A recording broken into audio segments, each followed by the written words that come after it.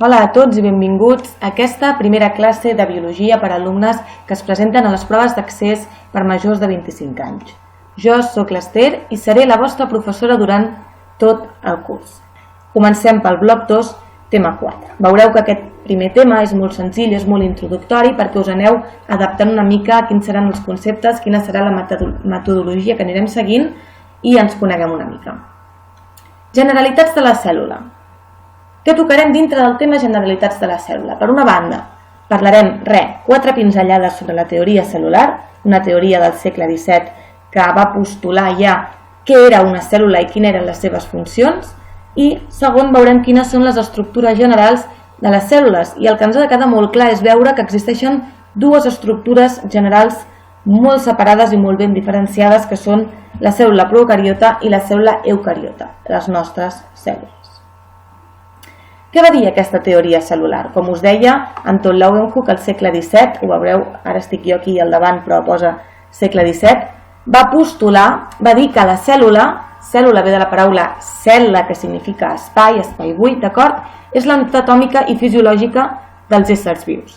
I què van dir? Van dir que era la unitat estructural, la unitat funcional i la unitat genètica, és a dir, la part més petita de tot ésser viu i, per tant, la cosa viva més petita que podem trobar, per dir-ho així.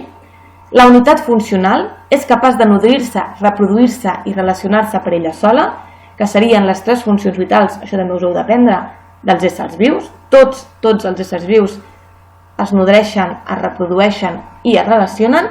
I finalment, aquesta teoria cel·lular postulava que la cèl·lula és la unitat genètica, d'acord? Totes les cèl·lules provenen d'una cèl·lula inicial, d'una primera cèl·lula, i la seva informació, el que hi havia en aquell nucli, era, de fet, en aquell nucli no, en aquell ADN, ara veurem per què, d'allà va provenir la resta d'informació genètica, la resta d'informacions de la resta d'éssers vius.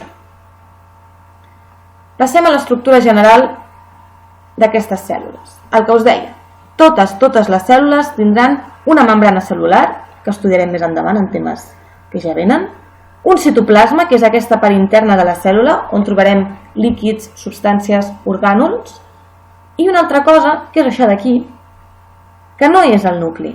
No totes les cèl·lules tenen nucli, el que tenen totes les cèl·lules és l'ADN, la informació genètica, d'acord?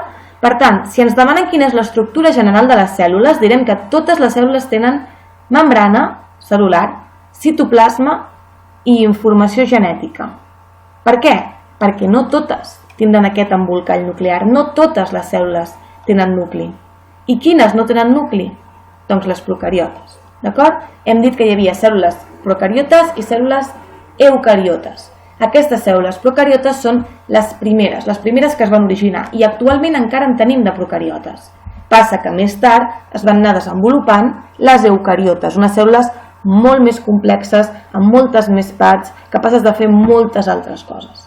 Com són aquestes cèl·lules procariotes? Doncs, com ja us he dit, aquestes cèl·lules procariotes no tenen nucli i, per tant, el seu ADN es troba dispers pel citoplasma, formant una regió dintre de la cèl·lula que es coneix amb el nom de nucleoide. A part d'aquest nucleoide poden tenir altres molècules d'ADN que es diuen plasmidis, i els estudiarem quan toqui. La membrana plasmàtica pot presentar mesosomes o plecs. Totes important, tenen paret cel·lular i en alguns casos una càpsula a l'exterior. Els únics orgànuls, aquí surt una paraula important, orgànul, són aquests òrgans de les cèl·lules, aquestes unitats que trobarem dintre de la cèl·lula, cadascuna amb una funció. Doncs dintre de les procariotes només coneixem uns orgànuls i aquests orgànuls són els ribosomes, i els estudiarem. També poden tenir flagels i fímbries, d'acord? Aquestes cuetes que veiem aquí de color rosa i aquestes d'aquí blaves, això són els flagels, i les blaves són les fímbries, amb moltes funcions diferents.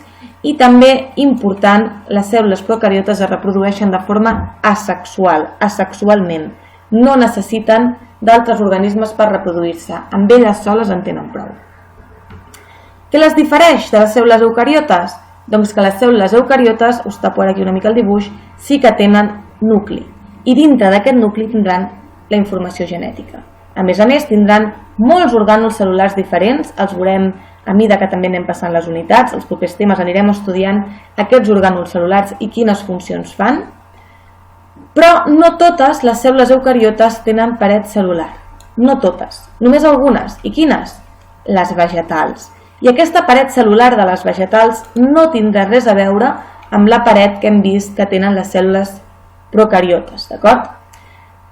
Les cèl·lules eucariotes es poden dividir o bé per mitosi, per tant de forma asexual, igual que les procariotes, o per meiosi, de forma asexual, i tenen la capacitat de que poden viure en comunitats i en aquesta comunitat cadascuna d'elles especialitzar-se en una funció concreta.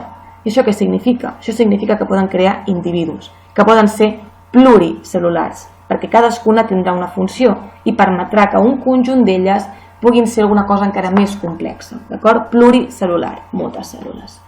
I finalment també poden tenir cilis i també poden tenir flagels, també poden tenir pseudòpodes, però mai tindran fímbries. Les fímbries sí que les trobarem a les procariotes, però no les trobarem en les eucariotes.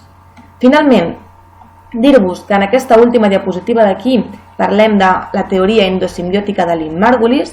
No és un temari que us entra, no és un temari que us heu d'aprendre, però jo us convido a que us ho llegiu, a que busqueu una miqueta més d'informació i descobriu què és això de la teoria endosimbiòtica. És una de les teories més ben acceptades actualment sobre l'origen de les cèl·lules més complexes d'aquestes cèl·lules eucariotes, etc. Moltes gràcies per la vostra atenció i fins la setmana que ve.